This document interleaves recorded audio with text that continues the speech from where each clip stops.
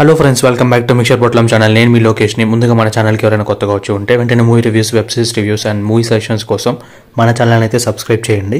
ఈరోజు movie review వచ్చేసి Amazon ప్రైమ్లో తెలుగులో రిలీజ్ అయిన సప్తసాగరాల్లో దాటి సైడ్ బి. సో సైడ్ ఏ నేను థియేటర్లో మిస్ అయ్యి అది ఓటీటీలో చూసా. సో అలానే సైడ్ బి కూడా మిస్ అయ్యాను అనుకోండి. బట్ ఎనీవేస్ ఈసారి ఓటీటీలో అయితే అసలు మిస్ అవ్వలేదు. సో సైడ్ బి చూసాక నా ఒపీనియన్ వచ్చేసి బాగుంది అండ్ నాకైతే నచ్చింది కూడా.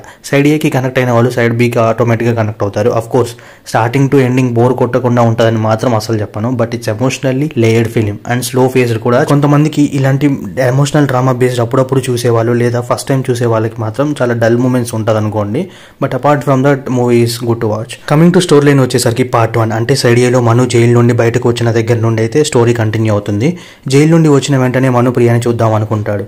సో తనని చూసి తట్టుకోగలదా అండ్ ప్రియా ఎక్కడ ఉంది అండ్ ట్రైలర్లో కనిపించిన ఇంకొక అమ్మాయి ఎవరు, తనకి ఈ స్టోరీకి లింక్ ఏంటి అని తెలియాలంటే మీరు సైడ్ బి చూసేయాల్సిందే. Coming to positive points of the మూవీలోకి వెళ్ళిపోతే, మూవీలో main highlight of the film వచ్చేసరికి screenplay and dialogues are very well placed and emotional scenes కూడా చాలా బాగా వర్కౌట్ అయ్యింది.